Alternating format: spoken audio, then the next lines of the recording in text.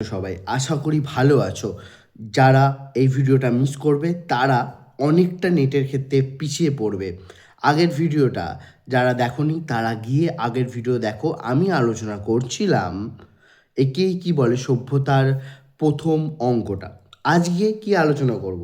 দ্বিতীয় অঙ্ক এবং লাস্ট, একে কি বলে সভ্যতার। তাহলে দ্বিতীয় অঙ্ক শুরু করি। দ্বিতীয় অঙ্কে বিভিন্ন চমক আছে, সেগুলো পরীক্ষায় অত্যন্ত গুরুত্বপূর্ণ। আমি বিভিন্ন তথ্যসূত্র বলে দেবো, সেগুলো পড়বে, সেগুলো আজকে বলে দেবো, সেগুলো গুরুত্বপূর্ণ। আজকেই কি বলে সভ্যতা শেষ হয়ে যাবে। এর পরের দিন থেকে আমি ভিডিও আনার চেষ্টা করব, ঠিক আছে, অন্য একটা টপিকের ওপর। চলো আজকে প্রহসন একেই কি বলে সভ্যতা শুরু করা যাক। দ্বিতীয় অঙ্ক প্রথম গর্ভাঙ্ক কি আছে? স্থান: জ্ঞান তরঙ্গিনী সভাগৃহে সকলে উপস্থিত। নেই কেবল কে নেই? কালী ও নবকুমার। জ্ঞান তরঙ্গিনী সভায় নেই কে? কালী ও নবকুমার। এই সবাই উপস্থিত চৈতন্য, বলাই, শিবু, মহেশ সকলেই শিক্ষিত ও ইয়ং বেঙ্গলের সদস্য। ইম্পর্টেন্ট, কে কে উপস্থিত, কার নাম পাওয়া যাচ্ছে এবং তারা কোন সমর্থক, মানে কিসের সদস্য? ইয়ং বেঙ্গলের সদস্য, ঠিক আছে, জিওর ইয়ং বেঙ্গলের সদস্য। কে কে? চৈতন্য, বলাই, শিবু, মহেশ সকলে, ওরা সবাই শিক্ষিত এবং ইয়ং বেঙ্গলের সদস্য। মনে রাখবে এটা। ঘড়িতে 9টা বাজতে 5 মিনিট বাকি। টাইমটা মনে রাখতে হবে। ঘড়িতে 9টা বাজতে 5 মিনিট বাকি দেখে নব ও কালী আসবে না ধরে নিয়ে সভার কাজ শুরু হয়ে যায়। মহেশের প্রস্তাবে ও সকলের সমর্থনে চৈতন্যবাবু সভাপতি মনোনীত হন। একটা সভা সভাপতি থাকে। সভাপতি আগে কে ছিল? নবকুমার। কেন ছিল? কারণ আগের ভিডিওতে আমি আলোচনা করেছি, কারণ নবকুমার সমস্ত এই সভার খরচা বহন করত, তাই জন্য নবকুমার সভাপতি ছিল। যেই নবকুমার অনুপস্থিত হলো তখন কে সভাপতি হলো? চৈতন্যবাবু। মনে থাকবে। অতঃপর মদ্যপান ও বারাঙ্গনাদের ঢলাঢলিতে নাচ গানের মধ্য দিয়ে সভা এগোতে থাকে। অতঃপর নবকুমার ও কালীনাথ সভায় প্রবেশ করে। কালীনাথ ও নবকুমার সভায় প্রবেশ করল। নব দেরি করার জন্য মার্জনা চাইলে শিবা দেউন এলাই বলে মিথ্যাচারের অভিযোগ তুললে নবকুমার রেগে যায়। পয়ধূরী তাকে ঠান্ডা করার চেষ্টা করে। কে তাকে ঠান্ডা করার চেষ্টা করে? কাকে? নবকুমারকে। পয়ধূরী ঠান্ডা করার চেষ্টা করে। কে কে মানে অভিযোগ করে? শিবু অর্থাৎ শিবা, ঠিক আছে, মাথায় রাখবে। কিন্তু নবকুমার মদ্যপান করে আরও গরম হয়ে উঠতে চায়, আর কালীনাথ বাবাজিকে ঘুষ খাইয়ে মুখ বন্ধ করতে পারায় বিস্মিত হন। অতঃপর নবকুমার জ্ঞান তরঙ্গিনী সভায় বক্তৃতা দানের প্রয়াস পায়। নবকুমারের মেন উদ্দেশ্য বক্তৃতা দেওয়া, নিজেকে বড় ঠাউরানো, মেন জিনিস এটাই। সূত্রাকারে তার বক্তব্য কী ছিল? একটু সূত্রের মাধ্যমে আমি জানি, ঠিক আছে। প্রথম বক্তব্য কী ছিল নবকুমারের প্রথম বক্তব্য নবকুমারের প্রথম বক্তব্য ছিল, আমরা সকলেই হিন্দু ঘরের সন্তান হলেও কুসংস্কার থেকে মুক্ত হয়েছে। আমরা দেবদেবীর পুত্তলিকা বা মূর্তি দেখে মাথা নোয়াবো না। নবকুমার যে বক্তব্যটা পেশ করেছিল মদ খেয়ে, সেই বক্তব্যটা বলছি। জ্ঞানের আলো আমাদের অন্ধকার দূরীভূত করবে। 2 নম্বর বক্তব্য তার। এ সভায় অভিপ্রায় সামাজিক সংস্কার সাধন। 1 নম্বর মেয়েদের এডুকেটেড করা, মেয়েদের স্বাধীনতা দান করা এবং জাতিভেদ প্রথা দূর করা। বিধবাদের বিয়ে দেওয়া। কত ভালো ভালো কথা বলছে নবকুমার, তারপরে শেষ পর্যন্ত কি করছে দেখো। দুমুখো কাদের বলে? নবকুমারের মতো বাবু সম্প্রদায় তখনকার দিনে সৃষ্টি হয়েছে গোটা বাংলা জুড়ে, তাই প্রমাণটা পাওয়া যাচ্ছে এখানে। শেষ পর্যন্ত ঢলাঢলি ও মদ্যপানের মধ্য দিয়ে সবার সমাপ্তি ঘটে।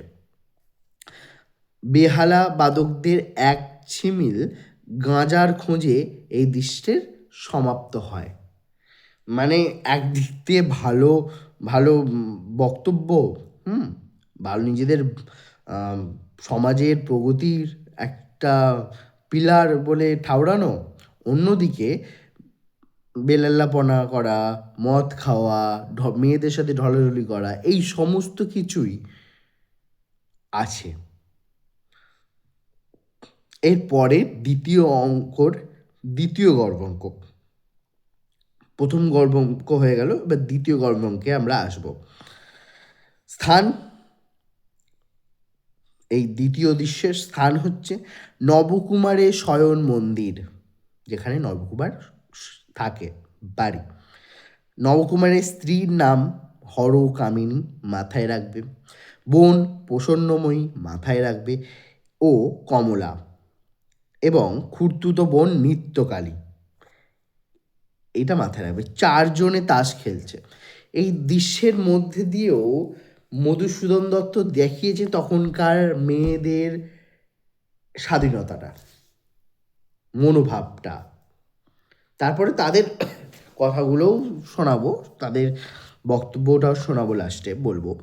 এবং একদিন জ্ঞান তরঙ্গিনী সভা থেকে ফিরেই বড় বোন প্রসন্নময়ীকে তার দাদা নবকুমার চুমু খেতে বলেছিল। সেই জ্ঞান তরঙ্গের থেকে সভা থেকেই তার দাদা নবকুমার ফিরে তার বোন প্রসন্নময়ীকে চুমু খেতে গেছিল। সাহেবরা বোনের গালে চুমু খেলে দোষ হয় না, আর এদেশীয়রা খেলেই দোষ। সাহেবদের ভালো দিকগুলো নেবে না, সমস্ত কিছু বাজে দিকগুলো নিজেদের মধ্যে আসক্ত করছে এই ইয়ং বেঙ্গল গোষ্ঠীর মানুষরা।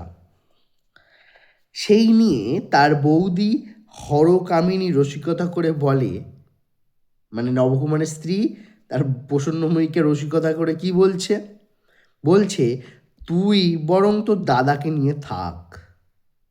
কি বলছে? তুই বরং তোর দাদাকে নিয়ে থাক, আমি বাপের বাড়ি চলে যাই।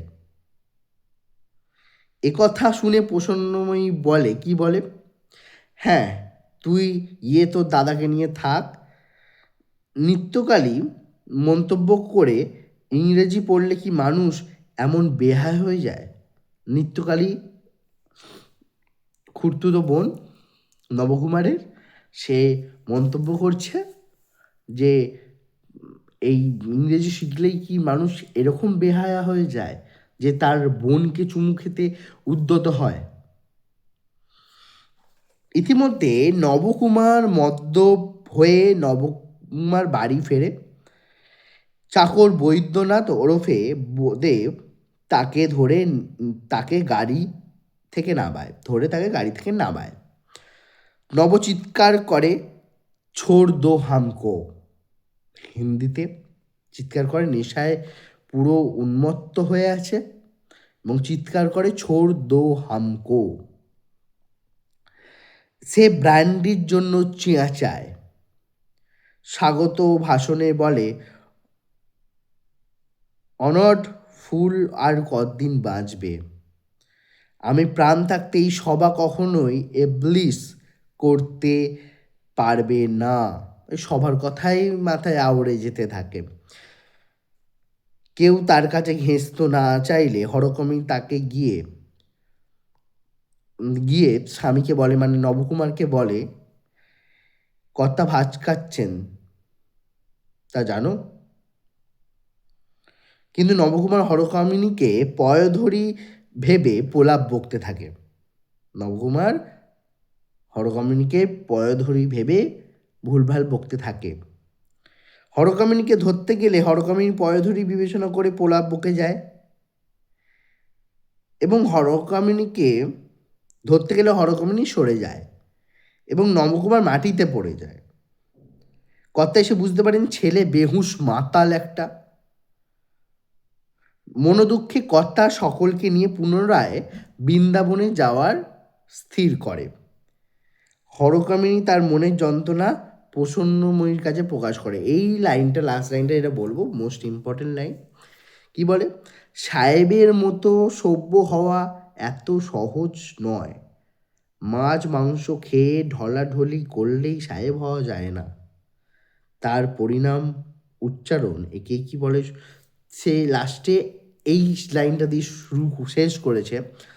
হরকামিনী, নবকুমারের স্ত্রী, সেটাই ট্যাগলাইন হয়ে টাইটেল হয়েছে। সে উচ্চারণ করেছে, একেই কি বলে সভ্যতা। এটার জন্যই কি আমরা এই সমাজে বাস করছি? সত্যিই ভাবার বিষয়।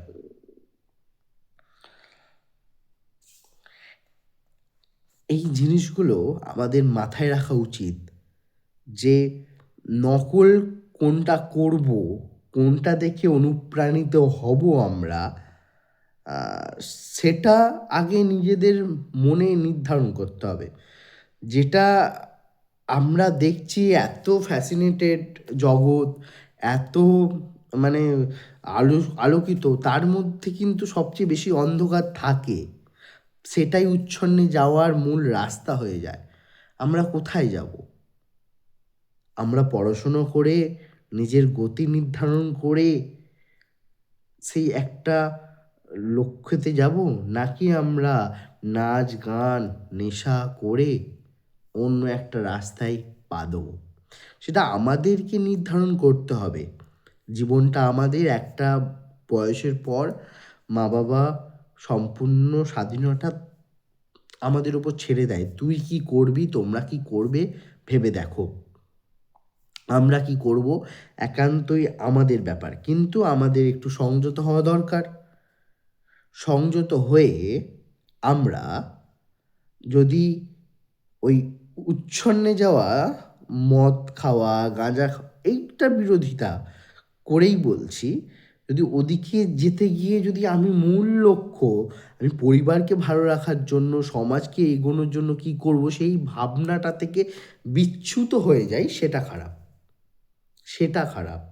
পরিবারকে অসম্মান করি, বড়দের অসম্মান করি, নিজের প্রতি অবিচার করি, সেটা খারাপ। এটা ভাবা উচিত। শেষ বয়সে কেউ থাকবে না। শেষ পর্যন্ত তোমার কাছে অর্থ না থাকলে কেউ থাকবে না ভাই। আমি বলছি, অর্থই মূল চাবিকাঠি নয়, কিন্তু অর্থ না থাকলে কেউ থাকবে না। বন্ধু বান্ধবের ক্ষেত্রে মা বাবা অবশ্যই আছে। একে কি বলে সভ্যতা আলোচনা। এই সভ্যতাটা কি আদেও এসেছে আমাদের জীবনে? এটা বিচার করে তোমরা কমেন্টে অবশ্যই লিখবে। চলো, আজকের ক্লাস এই পর্যন্তই। বিভিন্ন ছোট ভিডিওর মাধ্যমে আমি বিভিন্ন তথ্যসূত্র দেওয়ার চেষ্টা করছি, আগামী দিনেও দেবো, কোনো অসুবিধা নেই। চলো, আজকের মতোই এখানেই শেষ করছি। ভালো থেকো, শুভরাত্রি।